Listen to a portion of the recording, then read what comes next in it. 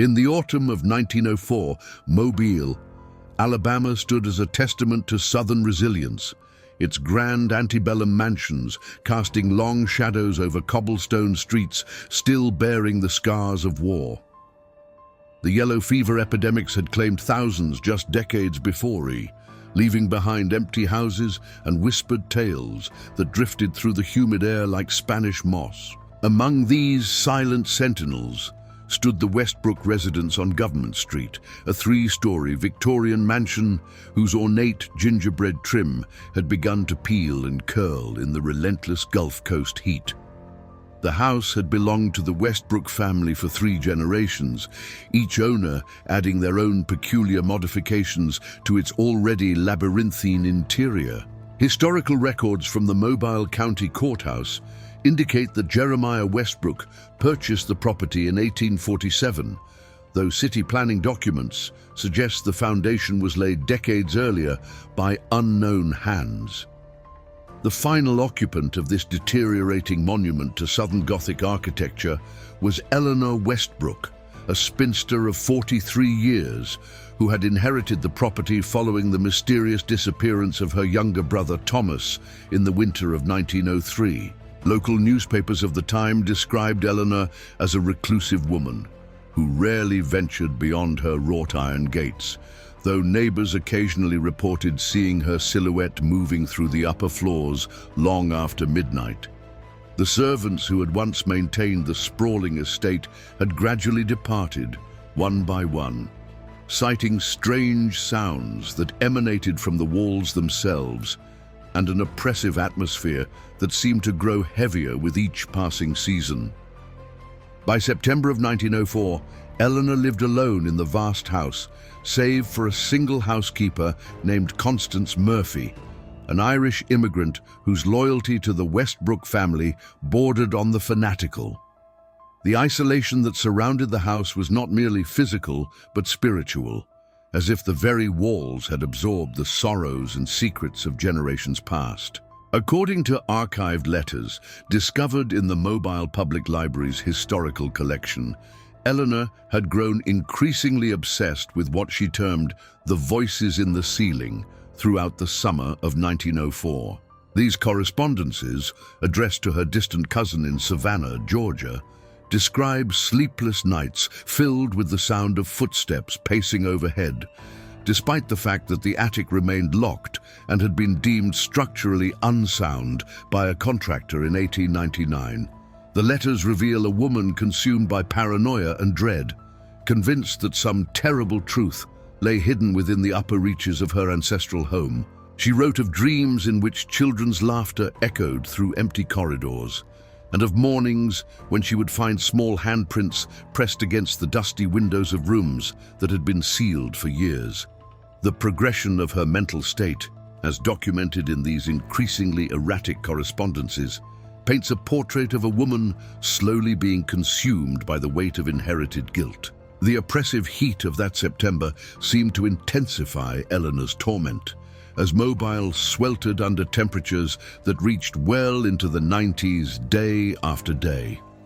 The thick, humid air carried with it the scent of magnolias and decay, a combination that had long characterized the port city's unique atmosphere. Inside the Westbrook house, the heat became almost unbearable, forcing Eleanor to seek refuge in the cooler lower floors during the day and venture upward only when darkness fell. It was during one of these nocturnal wanderings that she claimed to have heard, for the first time with absolute clarity, the sound of children weeping somewhere above her head. The sound, she would later tell Constance, was not muffled by floorboards or plaster, but clear and present, as if the source were in the same room with her. This revelation would prove to be the catalyst for the events that would forever change the understanding of what had transpired within the Westbrook family's carefully guarded walls. The physical decay of the house mirrored Eleanor's deteriorating mental state as paint continued to peel from the exterior walls and the ornate shutters hung at increasingly precarious angles. The gardens, once the pride of Mobile's garden district, had grown wild and unkempt, with climbing vines threatening to engulf the lower windows entirely. Local children had taken to crossing the street rather than walking past the property, claiming that they could feel unseen eyes watching them from the darkened windows. Even the mail carrier had begun leaving correspondence at the front gate rather than approaching the front door, though he could not articulate exactly why the house filled him with such profound unease. The Westbrook mansion had become a living embodiment of Southern Gothic decay, a structure that seemed to exist in a state of perpetual mourning for sins committed within its walls. On the morning of September 15th, 1904, Eleanor Westbrook made a decision that would unravel decades of carefully maintained family secrets. Armed with a crowbar borrowed from the garden shed and accompanied by the reluctant Constance Murphy, she ascended to the third floor with the intention of forcing open the sealed attic door. The morning sun streamed through the tall windows, casting geometric patterns across the hardwood floors that had not felt human footsteps in nearly 5 years. Dust motes danced in the light like tiny spirits, and the air itself seemed to hold its breath as the two women approached the narrow staircase that led to the forbidden upper reaches of the house. Eleanor's hands trembled as she inserted the crowbar between the door and its frame, the wood groaning in protest after years of neglect and the settling of the old house. The sound echoed through the empty hallways like a death rattle, and Constance later reported that she felt an overwhelming urge to flee at that very moment. The door gave way with a sound like breaking bones, releasing a rush of stale air that carried with it the unmistakable odor of decay and something else entirely, something that neither woman could immediately identify. As their eyes adjusted to the darkness beyond the threshold, they found themselves staring into an attic space that defied their expectations. Rather than the typical storage area filled with discarded furniture and forgotten family heirlooms, they discovered a room that appeared to have been deliberately prepared for habitation. Small beds lined the walls, their iron frames rusted with age but still maintaining their structural integrity. Tiny windows, previously hidden from the exterior by false shutters, allowed narrow beams of sunlight to pierce the gloom. The floorboards creaked ominously under their weight, and Eleanor noticed immediately that certain sections appeared to have been recently disturbed, despite the room's apparent abandonment. The discovery challenged every assumption about the house's layout and purpose, suggesting that the attic had once served as living quarters for multiple occupants. Constance, her Irish superstitions aroused by the eerie atmosphere, crossed herself repeatedly as they ventured deeper into the space. The walls bore evidence of long occupation, with small scratches and markings that suggested the presence of children, including height measurements carved into the wooden beams and crude drawings etched into the plaster. Personal effects lay scattered about the room as if their owners had departed hastily, leaving behind small shoes, tattered clothing, and toys that spoke of young lives lived in this hidden chamber. A small rocking horse sat in one corner, its paint faded but its eyes still gleaming with an unsettling liveliness in the dim light. The room's silence was profound, yet both women reported feeling as if they were intruding upon a space that was not truly empty, as if unseen presences watched their every movement from the shadows that clung to the corners like cobwebs. The atmosphere was thick with sorrow and secrets, creating an almost physical weight that pressed down upon their shoulders. As Eleanor examined the disturbed floorboards more closely, she noticed that several planks could be easily lifted, revealing a shallow space beneath that had been deliberately concealed from view. The wood showed clear signs of repeated removal and replacement over many years, with nail holes that had been re-drilled multiple times and scratch marks that suggested frequent access to whatever lay hidden below. The smell that had initially greeted them upon opening the attic door seemed to emanate primarily from this concealed compartment. growing stronger as Eleanor pried up the loose boards with increasingly frantic determination. Constance begged her mistress to leave the discovery for another day, to consult with the authorities or perhaps a minister before proceeding further. But Eleanor had passed beyond the point of rational consideration. The compulsion to uncover the truth had become an obsession that overrode all other concerns, as if the house itself were compelling her to reveal its darkest secrets. The late morning sun had begun to shift, casting longer shadows across the attic floor and lending an even more ominous quality to their investigation. What Eleanor Westbrook discovered beneath those floorboards would haunt her for the remainder of her brief life and provide Mobile's residents with a mystery that persists to this day. The shallow grave contained the carefully wrapped remains of what appeared to be 5 small children, their bodies preserved to a remarkable degree by the dry conditions of the sealed space and the peculiar mineral composition of the soil used to cover them.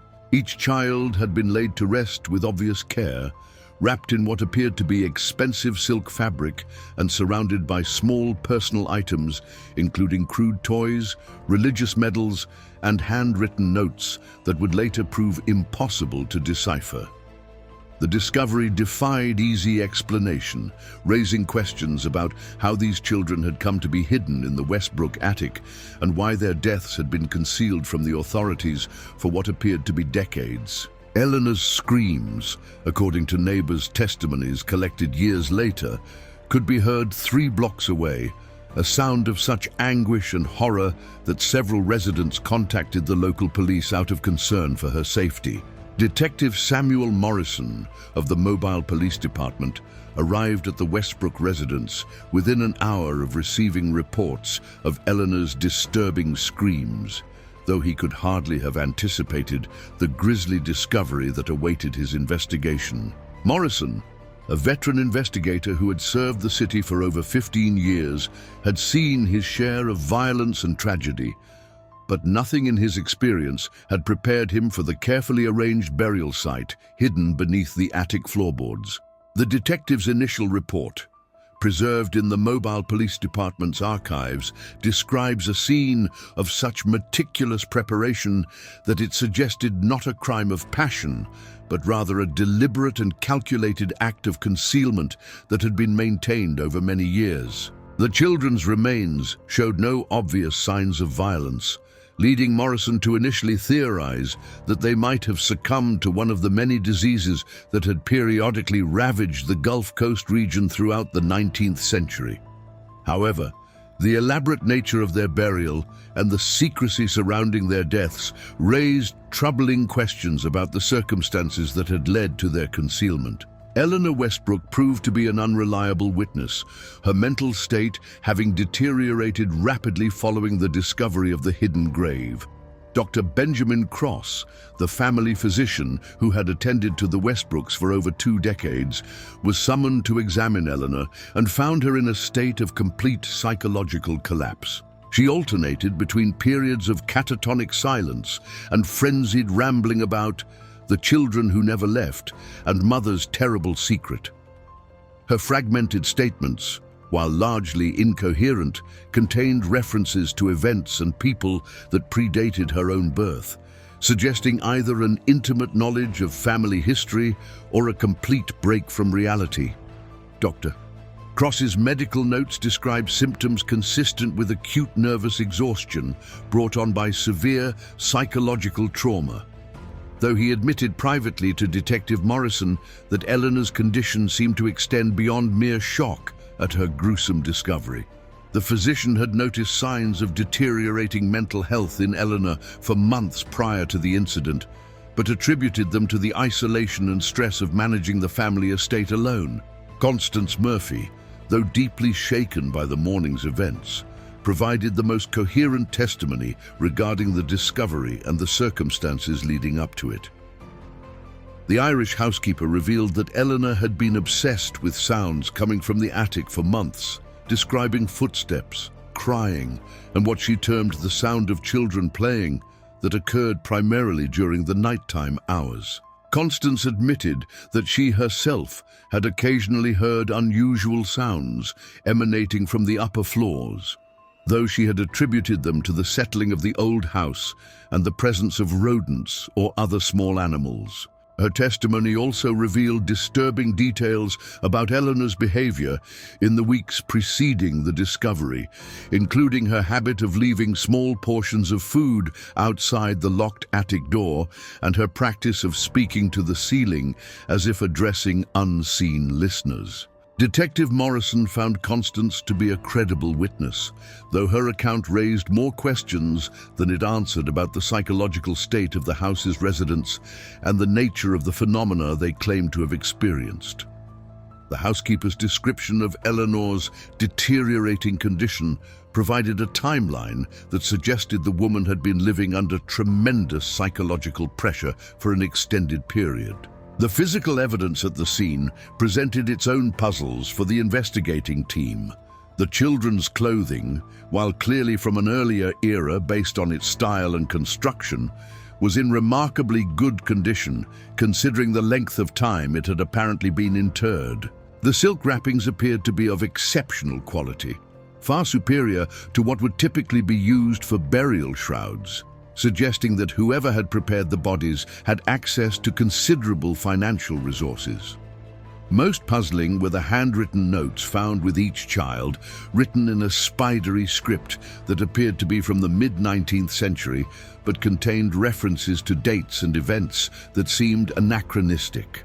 The paper itself was of a type that had not been manufactured locally for decades, and the ink showed chemical properties consistent with formulations used primarily between 1840 and 1860.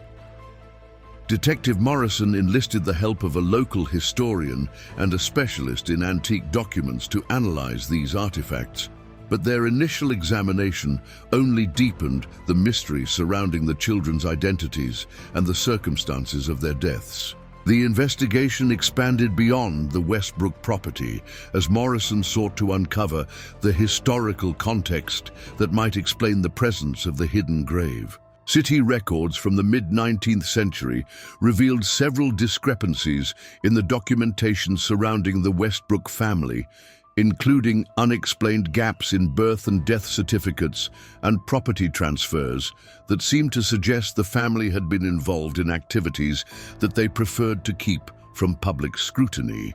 The detective discovered references to a Westbrook family tragedy in newspaper archives from 1851, though the details were frustratingly vague and seemed to have been deliberately obscured by the passage of time and the loss of supporting documentation. Church records from several local parishes showed irregular baptismal and burial entries associated with the Westbrook name, suggesting a pattern of concealment that extended back generations. These historical anomalies painted a picture of a family that had long operated outside the normal social and legal structures of mobile society, maintaining secrets that had been passed down through the generations like a hereditary curse.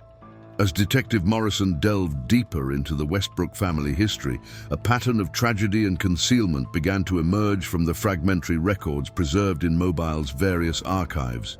The family patriarch, Jeremiah Westbrook, had arrived in Mobile sometime in the 1840s with a substantial fortune of mysterious origin and a wife whose background remained conspicuously absent from all official documents.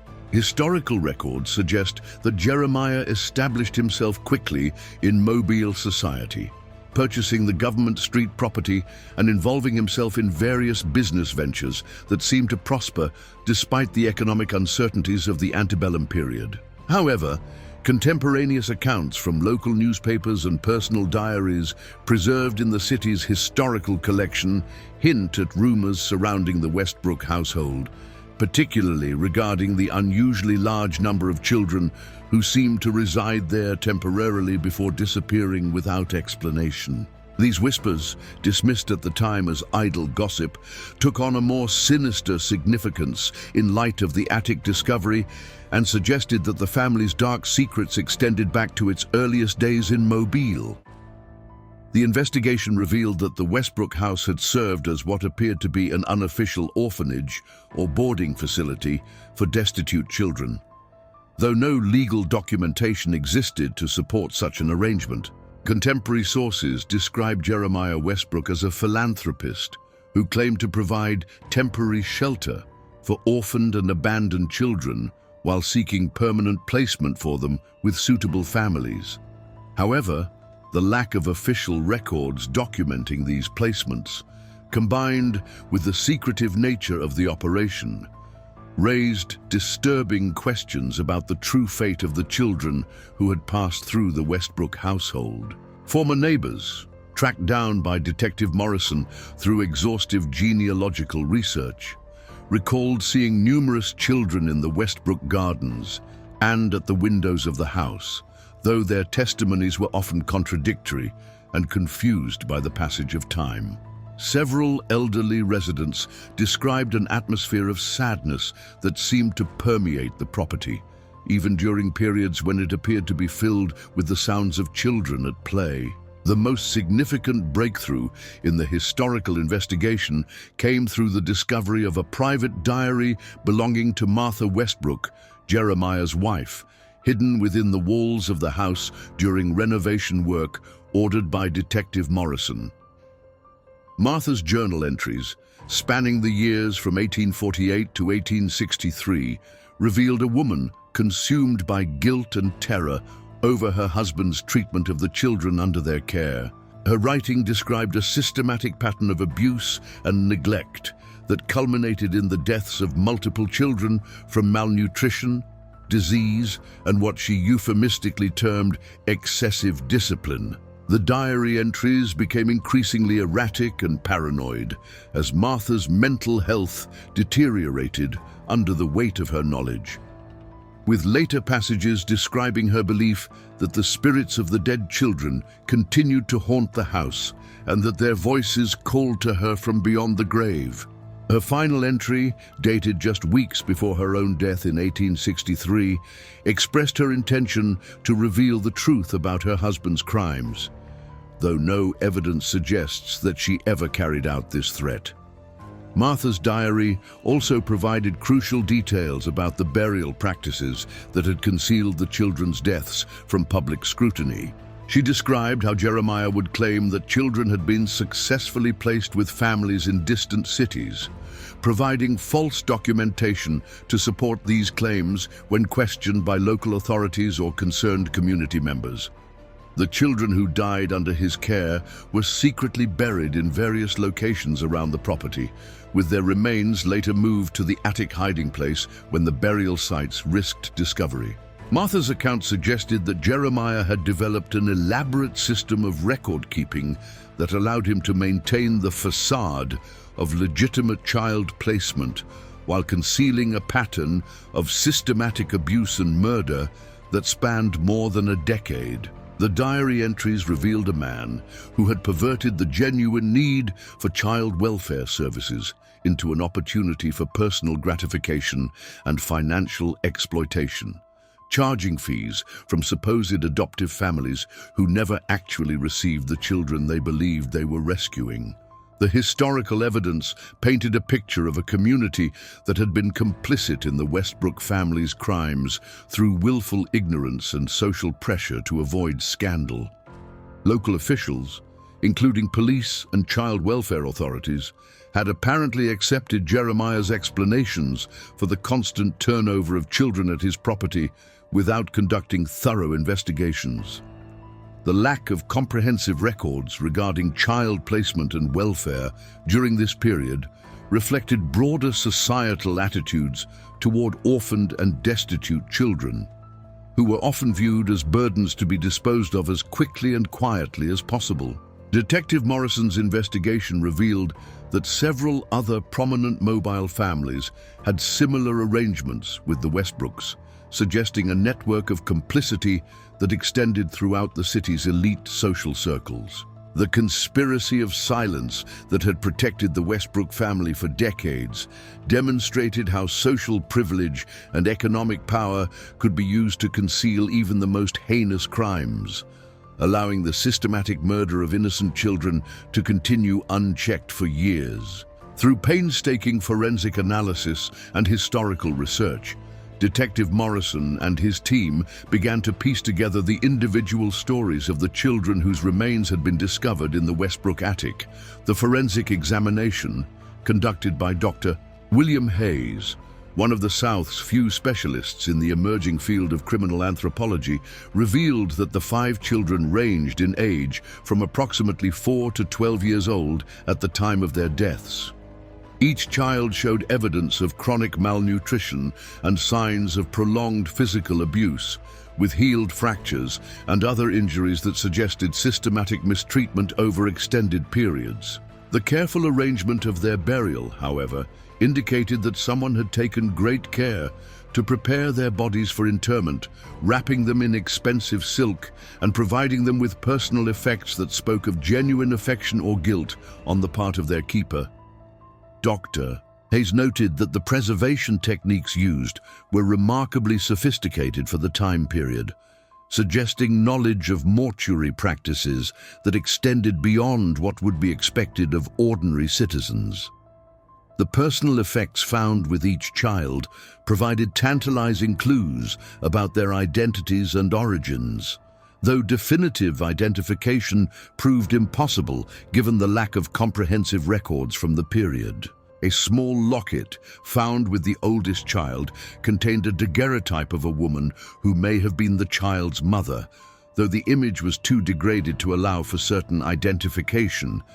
Hand-carved wooden toys suggested that at least some of the children had possessed basic literacy skills, as several pieces bore carefully etched names and simple messages. A particularly poignant discovery was a collection of letters apparently written by one of the children to an absent parent, describing life in the Westbrook house in terms that revealed both the isolation and terror experienced by its young residents. These letters, never sent and preserved by accident in the burial wrappings, provided a first-hand account of the abuse and neglect that had characterized the children's final months of life. Detective Morrison's investigation into missing children, reports from the 1850s and early 1860s, revealed a disturbing pattern of disappearances that correlated with the Westbrook operation. Newspaper advertisements seeking information about missing children, combined with police reports filed by desperate parents and relatives, painted a picture of a city where children regularly vanished without trace or explanation. Many of these missing children were described as having been seen in the vicinity of the Westbrook property shortly before their disappearances. Though the connection was not recognized at the time due to the family's reputation for charitable work with orphans, the investigation revealed that Mobile had experienced an unusually high rate of child disappearances during the period of Jeremiah Westbrook's residency, with the numbers dropping significantly after his death in 1865. This statistical correlation provided strong circumstantial evidence that the crimes extended far beyond the 5 children discovered in the attic E, suggesting that dozens of other victims might have been disposed of in locations that remained undiscovered.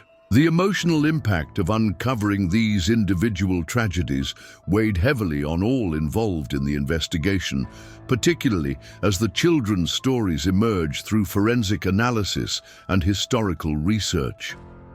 Dr. Hayes's examination revealed evidence of attempts by the children to communicate with the outside world, including scratched messages in the attic walls that pleaded for help and expressed longing for their families. The discovery of these desperate communications, preserved for decades in the hidden room, provided a haunting testimony to the suffering endured by Jeremiah Westbrook's victims. Detective Morrison later wrote in his final report that the investigation had profoundly affected his understanding of human evil, noting that the systematic nature of the crimes and the elaborate measures taken to conceal them demonstrated a level of premeditation and cruelty that challenged his faith in human nature.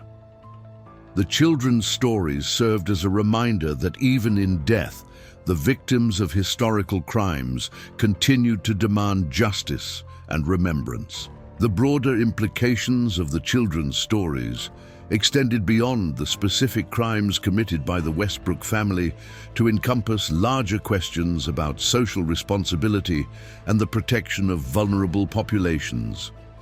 The ease with which Jeremiah Westbrook had been able to operate his criminal enterprise highlighted the inadequacy of child welfare systems in 19th century America and the social conditions that made such crimes possible. The children who had died in the Westbrook house represented countless others who had suffered similar fates in an era when society's most vulnerable members enjoyed little protection from those who would exploit and abuse them.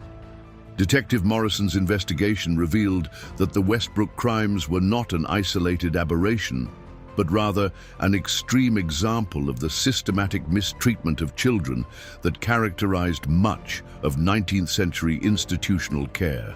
The discovery of their remains served as both a memorial to their suffering and a call for improved protection of future generations of vulnerable children. As the investigation progressed through the autumn of 1904, Eleanor Westbrook's mental condition continued to deteriorate, though her occasional moments of lucidity provided crucial insights into the family's dark history. Dr. Cross noted that Eleanor seemed to possess detailed knowledge of events that had occurred before her birth, speaking with startling accuracy about the children who had lived and died in the Westbrook house decades earlier. Her ravings, initially dismissed as the products of a traumatized mind, began to reveal a coherence that suggested she had been privy to family secrets that had been carefully preserved through the generations. During one particularly lucid conversation with Detective Morrison, Eleanor revealed that she had discovered her grandmother Martha's hidden diary years earlier and had lived with the terrible knowledge of her family's crimes throughout her adult life. The burden of this knowledge, combined with her isolation in the house where the murders had occurred, had gradually eroded her sanity until the discovery of the children's remains had pushed her beyond the breaking point. Eleanor's testimony revealed that the strange phenomena she had experienced in the house, the sounds of footsteps and children's voices, had begun shortly after she inherited the property following her parents' deaths in 1901, initially attributing these disturbances to the settling of the old house and her own imagination. She had gradually become convinced that the spirits of the murdered children were attempting to communicate with her from beyond the grave. Her attempts to ignore these supernatural manifestations had only intensified their frequency and clarity, leading to sleepless nights filled with the sounds of children crying and calling for help. Eleanor described feeling compelled to leave food outside the attic door and to speak to the unseen presences, as if she were caring for children who continued to exist in some ethereal form within the house. These behaviors, which had appeared as symptoms of mental illness to outside observers, represented Eleanor's desperate attempts to provide comfort to the victims of her family's crimes. The discovery of additional family documents hidden throughout the house revealed that Eleanor had not been the first Westbrook descendant to struggle with the family's murderous legacy. Letters and diary entries spanning several generations described a pattern of mental illness and supernatural experiences that seemed to affect each successive occupant of the house. Eleanor's father, Thomas Westbrook Sr., had apparently suffered from similar auditory and visual hallucinations throughout his life, while her grandfather had been committed to an asylum after claiming that deceased children were speaking to him through the walls of the house. This pattern of psychological deterioration suggested either a hereditary predisposition to mental illness or the genuine presence of supernatural forces that tormented the Westbrook family as retribution for their ancestors' crimes. Eleanor's own description of her experiences included detailed accounts of conversations with individual children who had provided her with information about their deaths that proved accurate upon forensic examination. Eleanor's revelation about the missing brother Thomas provided another crucial piece of the mystery surrounding the Westbrook family's final chapter. According to her testimony, Thomas had also become aware of the family's dark history and had attempted to contact authorities about the hidden burial site in the attic. However, before he could carry out his intention to expose the truth, he had vanished during a winter storm in 1903, leaving no trace of his whereabouts or fate. Eleanor believed that Thomas had been prevented from revealing the family secrets by the same supernatural forces that had tormented previous generations, though Detective Morrison suspected that her brother's disappearance might have more earthly explanations. The search for Thomas Westbrook expanded to include the extensive grounds surrounding the house, with particular attention paid to areas that might have been used for additional burials. Eleanor's insistence that she could hear Thomas calling to her from somewhere within the house led to a systematic search of the walls and foundation, though no additional remains were discovered during the initial investigation.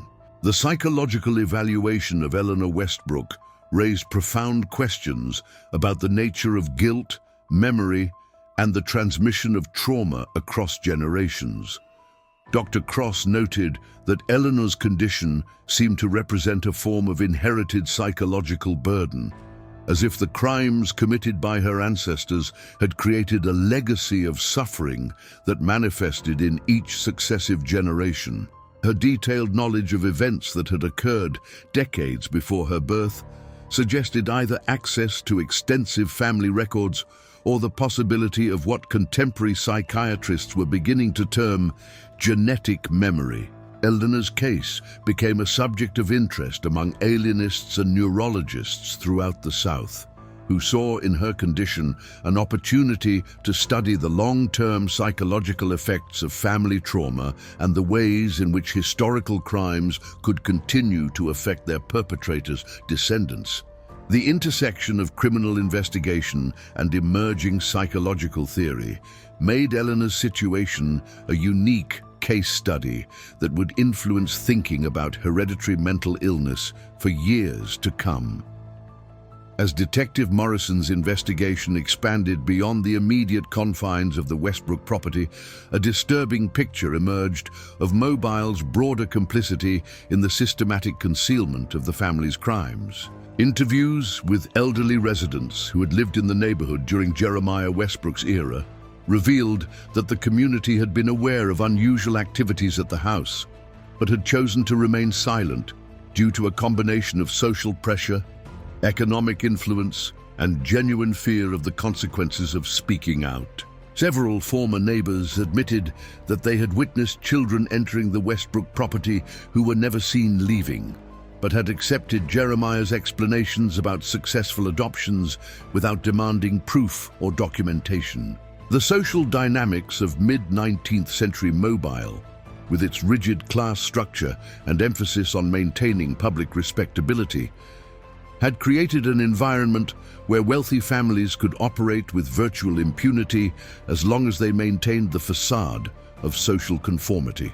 The investigation revealed that Jeremiah Westbrook had cultivated relationships with key figures in Mobile's religious and civic leadership, providing substantial donations to churches and charitable organizations in exchange for their silence regarding his activities. Several prominent ministers had apparently been aware of irregularities in the Westbrook operation, but had been persuaded to overlook them in exchange for continued financial support for their congregations.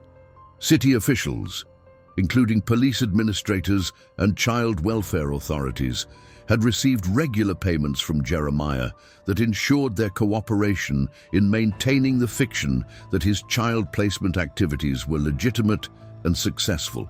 This network of corruption and complicity extended throughout Mobile's power structure, creating a conspiracy of silence that had protected the Westbrook family's crimes for over 4 decades. The discovery of financial records documenting these payments provided concrete evidence of the systematic bribery that had enabled the murders to continue unchecked. Church records from the period revealed another disturbing aspect of the community's involvement in concealing the Westbrook crimes. Several local parishes had provided false documentation regarding the baptisms and adoptions of children who had actually died in Jeremiah's care, creating a paper trail that supported his claims about successful placements while concealing the true fate of his victims. Ministers had apparently been willing to participate in this deception in exchange for Jeremiah's generous contributions to their building funds and charitable activities. The complicity of religious leaders in these crimes represented a particularly troubling betrayal of their pastoral responsibilities and demonstrated how thoroughly Jeremiah had corrupted the institutions that should have protected the children under his care. The discovery of forged baptismal certificates and adoption records in various church archives provided further evidence of the extensive nature of the cover-up that had concealed the murders for decades.